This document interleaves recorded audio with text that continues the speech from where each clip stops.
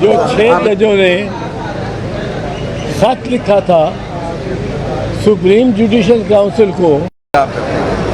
اس کے بارے میں کیس بھی سماعت ہوئی ہے، اور اس کے دوران پہلے میں عرض کر دوں کیونکہ پھر یہ سمجھا جائے گا کہ یہ انہوں نے کیوں یہ تسلیم نہیں کیا۔ ہماری جانب سے، بہت سے دوستوں کی جانب سے فل کورٹ کی استدعا تھی، اور پچھلی دفعہ چیف جسٹس صاحب نے یہ اندیا بھی دیا تھا۔ اب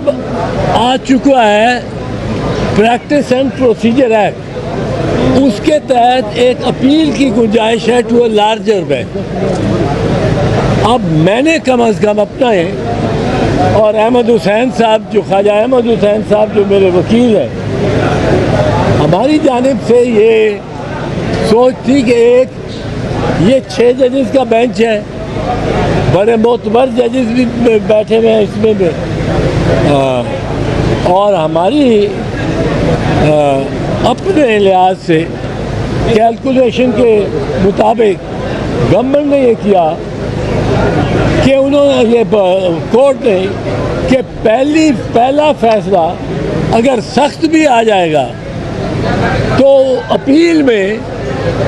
دیگر ججز کو بٹھا کے اور ہم نرم کرا لیں۔ ہمیں تاخیر بھی نہیں چاہیے اس میں،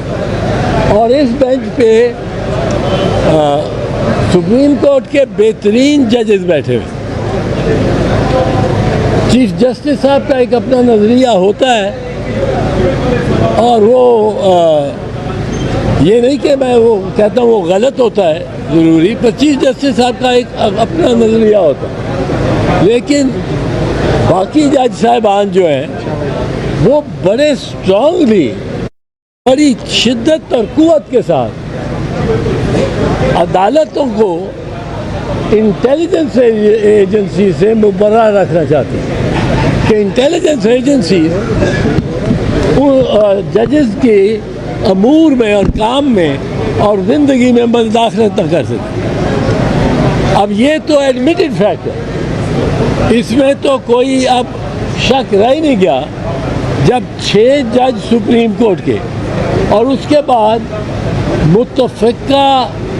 فیصلہ اسلام آباد ہائی کورٹ کا، جو انہوں نے فل کورٹ میٹنگ کی جس میں چیف جسٹس بھی شامل ہو گئے، باقی 6 جمع حسن گل اورنگزیب صاحب وہ جو ایک طرف تھے، وہ 7 اس انٹرفیئرنس کے خلاف تھے۔ اب چیف جسٹس جو معاونت کر دیتے تھے، ہماری نگاہ میں انٹیلیجنس ایجنسیز کے جو مقاصد ہیں ان کے کہے ان کہے وہ کر جاتے تھے، اور انہوں نے بہت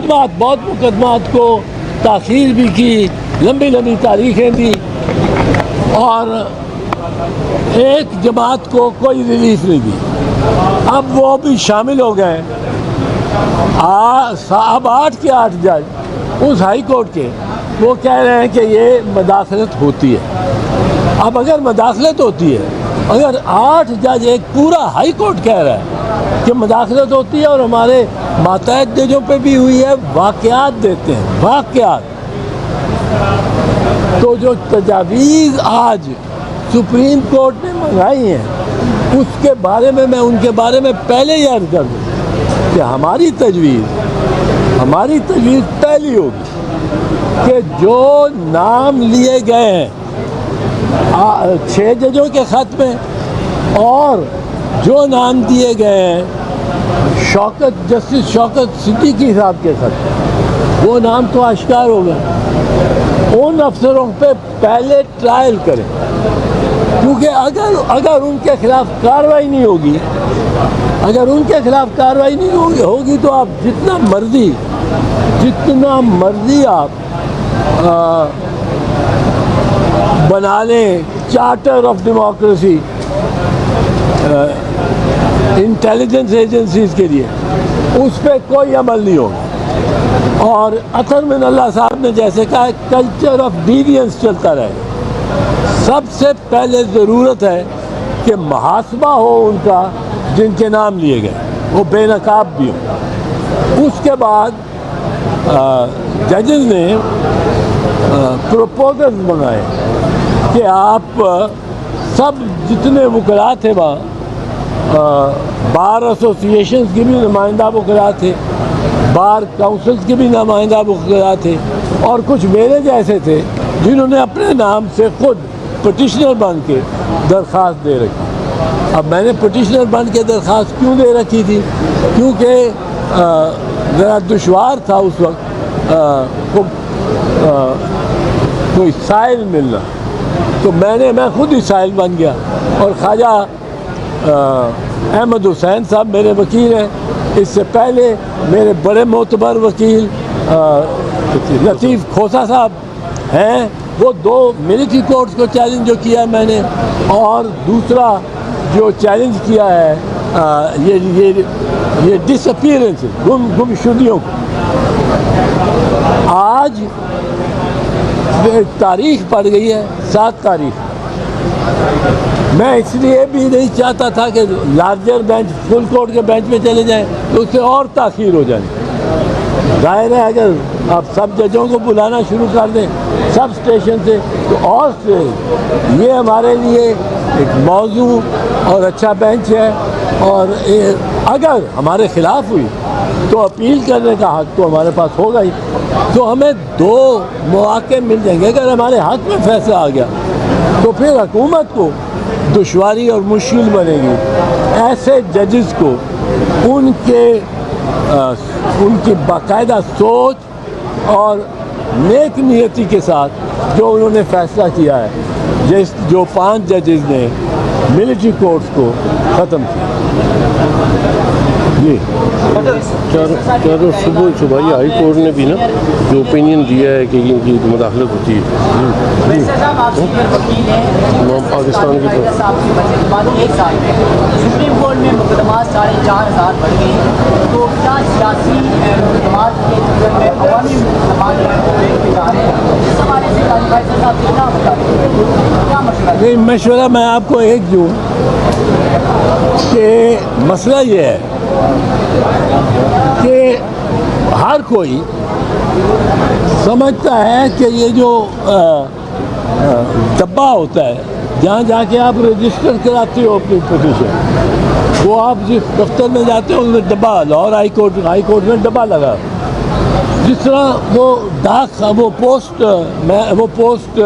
کا ہوتا تھا ڈاک خانے کا ریسیو کرنے والا لال، اس میں ایک اوپننگ ہوتی تھی جس میں آپ خط ڈال دیتے۔ اب ہر بندہ سمجھتا ہے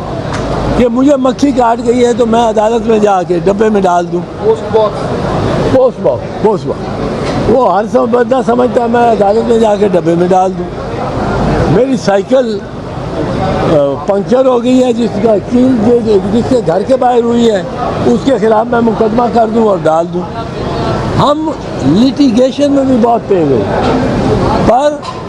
اس کو مینیج کرنا یقیناً چیف جسٹس کا کام ہے، اور چیف جسٹس کو یہ دیکھنا چاہیے، ایک بینچ ایسا بنانا چاہیے کہ کوئی اٹھ کے آ گیا ہے اور کہہ رہا ہے کہ جی اگر عدت پہ جنرلی عدت پہ کے دوران نکاح کر لو تو اس کی سزا ہے۔ بھائی یہ کیا کیس ہے؟ یہ کیس کیا ہے؟ یہ اس طرح کی جو بالکل بیہودہ پٹیشن ہیں اور درخواستیں ہیں، ان پہ سپریم کورٹ کو جرمانہ لگانا چاہیے۔ اچھا بیشتر صاحب، ایک طرف